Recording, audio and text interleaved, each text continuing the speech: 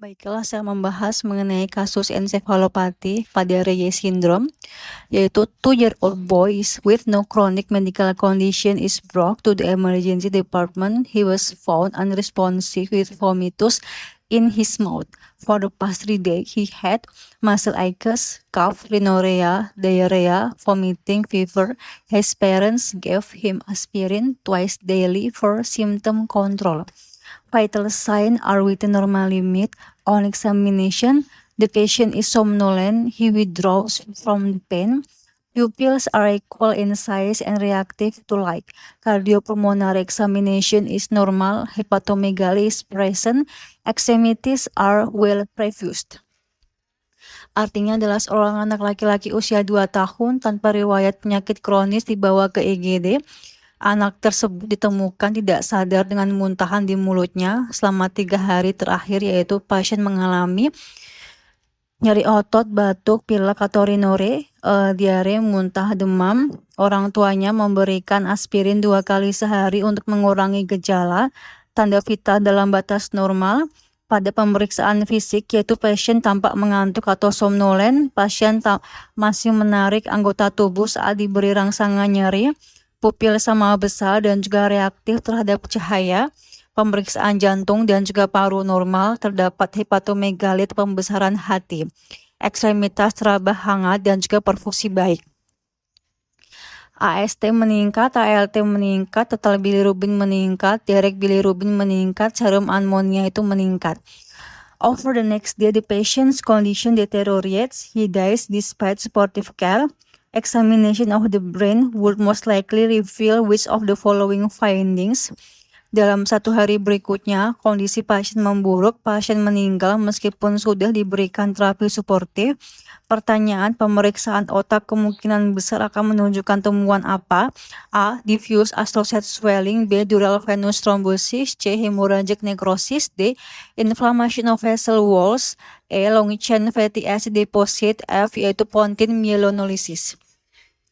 Jawaban yang benar adalah A, yaitu diffuse associated swelling.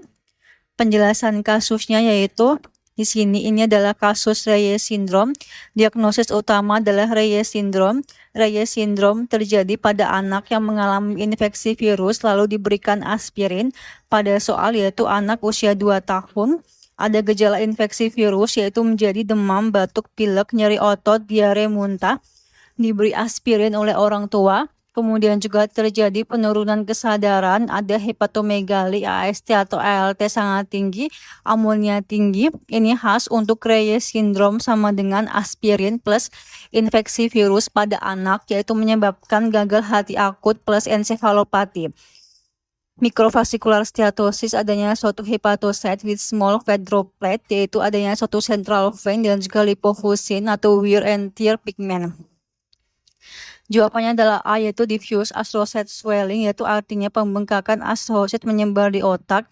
Astrosit adalah salah satu sel pendukung di otak. Pada Reye syndrome, hati gagal membersihkan amonia sehingga amonia meningkat dalam darah dan juga masuk ke otak. Amonia tinggi menyebabkan astrosit membengkak, akibatnya terjadi edema cerebri, tekanan intrakranial meningkat, muntah, letargi, bingung, kejang, koma, kematian. Jadi temuan otak yang paling mungkin adalah diffuse associated swelling atau pembengkakan astrosit diffuse.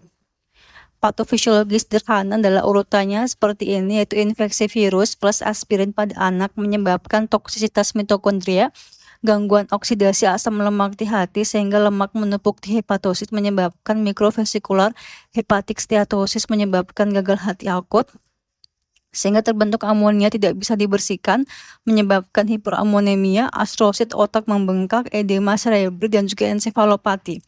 Cara mudah hafalnya adalah Reye sama dengan virus plus aspirin menyebabkan liver failure plus brain swelling, atau aspirin in child with viral illness menyebabkan Reye syndrome. Temuan khas adalah hati menyebabkan microvascular fatty change atau steatosis, darah menyebabkan AST atau ALT tinggi, amonia tinggi, otak menyebabkan diffuse associated swelling, klinis yaitu menyebabkan muntah, letargi, kejang, dan juga koma. Kenapa pilihan lain salah, yaitu B, Dural venous thrombosis salah, yaitu dural venous thrombosis adalah sumbatan pada vena dural otak, biasanya menyebabkan sakit kepala berat, kejang, papil edema, penurunan kesadaran bila berat. Faktor resiko biasanya wanita muda, penggunaan pil kontrasepsi, kehamilan, tonifas, trombofilia, dehidrasi, keganasan. Pada kondisi ini, fungsi hati tidak terganggu, jadi tidak menjelaskan AST atau ALT tinggi, hepatomegali, dan juga amonia tinggi. Kapan pilihan B benar, yaitu misalkan wanita muda pengguna kontrasepsi oral datang dengan sakit kepala berat, kejang, papil edema, dan juga ditemukan trombosis sinus vena dural. C yaitu hemorrhagic necrosis salah, yaitu hemorrhagic necrosis terutama di lobus temporal khas untuk herpes simplex virus encephalitis. HSV encephalitis bisa menyebabkan demam, kejang, perubahan perilaku, penurunan kesadaran, defisit neurologis vokal, nekrosis hemorrhagic lobus temporal. Tetapi pada HSV encephalitis biasanya tidak ada hepatomegali berat, AST atau ALT sangat tinggi karena gagal hati, hiperamonemia akibat gagal hati. Kapan pilihan C benar, yaitu jika pasien mengalami encephalitis HSV, misalkan demam, kejang, perubahan perilaku, defisit neurologis, dan juga MRI menunjukkan lesi lobus temporal. Yaitu inflammation of vessel wall, yaitu salah. Inflammation of vessel wall artinya peradangan dinding pembuluh darah atau vaskulitis.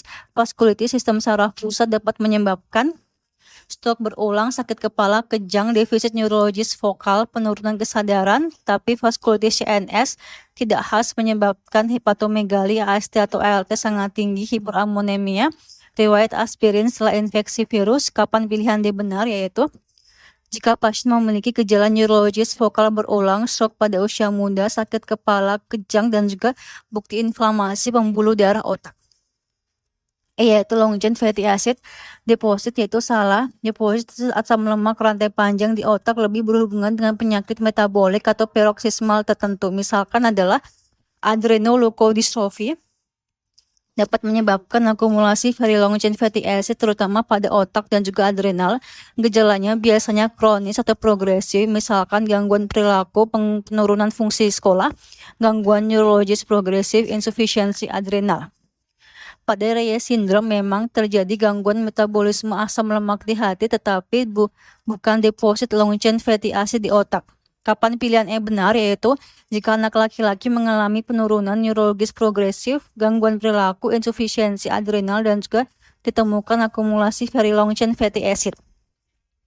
F yaitu spontaneous myelinolysis salah, yaitu atau osmotic demyelination syndrome terjadi akibat perubahan osmolaritas yang cepat, terutama koreksi penatriumnya terlalu cepat. Gejalanya bisa berupa bingung, letargi, koma, dysarthria, disfagia, quadriparesis, lock-in syndrome. Tetapi kondisi ini bisa tidak menyebabkan hepatomegali, AST atau ALT sangat tinggi, hiperamonemia karena gagal hati, hubungan dengan aspirin pada anak. Kapan pilihan F benar, yaitu jika pasien dengan hiponatremia kronik dikoreksi natriumnya terlalu cepat, lalu mengalami gangguan neurologis berat beberapa hari kemudian. Ringkasan sepercepat kasus ini adalah anak plus infeksi virus plus aspirin plus muntah atau letargi plus hepatomegali plus AST atau ALT tinggi plus amonia tinggi sama dengan Reyes syndrome. Mekanisme adalah aspirin menyebabkan toksisitas mitokondria hati, fatty liver, gagal hati, hiperamonemia, sehingga astrocyte swelling menyebabkan cerebral edema. Jawabannya adalah diffuse astrocyte swelling.